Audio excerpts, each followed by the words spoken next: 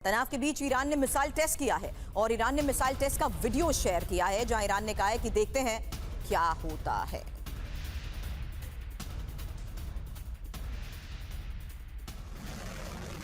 तो एक तरफ नेतन्याहू भी कह चुके हैं कि तैयारी पूरी है, वहीं इन तस्वीरों के साथ ईरान ने भी बड़ा संदेश दे दिया है, क्योंकि ईरान ने अब मिसाइल टेस्ट का वीडियो शेयर करते हुए कहा देखते हैं क्या होता है।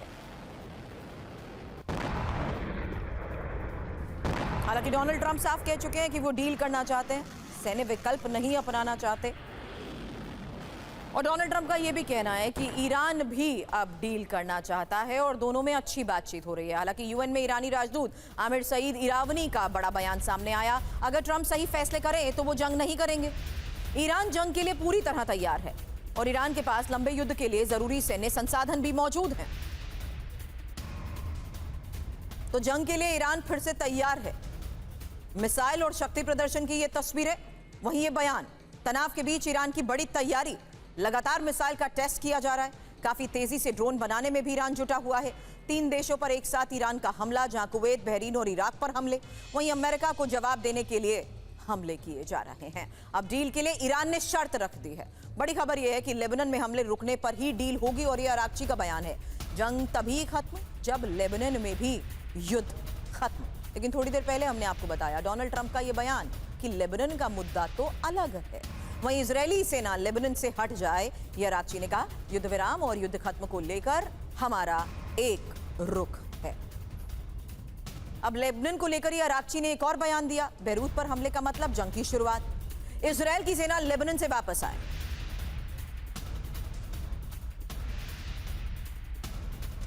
तो लेबनान पर हमला मतलब जंग शुरू। अब जानिए अरागची के उस बयान के बारे में, जहां उन्होंने कहा कि लेबनान पर हमला हुआ तो चुप नहीं रहेंगे। बेरूत पर हमले का मतलब भी युद्ध की शुरुआत। बेरूत पर हमले के गंभीर परिणाम होंगे और इजरायल की सेना लेबनान से हट जाए। लेबनान में हमले रुकने पर ही डील होगी और जंग तभी खत्म जब लेबनान में युद्ध खत्म। ऐसे में सवाल ये कि आगे क्या? अगर इजरायल नहीं माना तो युद्ध की शुरुआत मुमकिन है। लेबनान में ही सीज फायर पर फाइनल डील को लेकर भी आज एक बड़ी खबर है। इजरायल नहीं करेगा लेबनान में हमले और डील में इजरायल ने शर्त रखी है, कई शर्त रखी है। दक्षिण लेबनान से पूरी तरह हिजबुल्लाह हटे।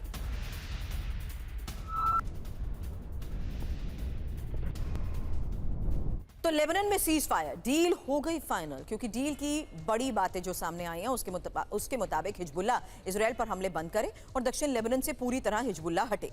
लितानी नदी के दक्षिण से हिजबुल्लाह हटे, जबकि दक्षिण लेबनान में क्या हो रहा है और ऐसे में क्या हो सकता है, लगातार हम लोग की तस्वीरें सामने आ रही है। लेकिन आगे संभावना यह है कि क्या इस डील के तहत पायलट जोन बनाया जाएगा, सिर्फ लेबनानी सेना का ही क्या कब्जा होगा और किसी दूसरे संगठन को इजाजत नहीं होगी। लेकिन क्या खत्म होगा हिजबुल्लाह का वजूद, ये एक और सबसे बड़ा सवाल, क्योंकि इजरायल की मांग है हिजबुल्लाह का निरस्त्रीकरण हो और पूरे लेबनान से सैन्य ढांचे को भी खत्म किया जाए।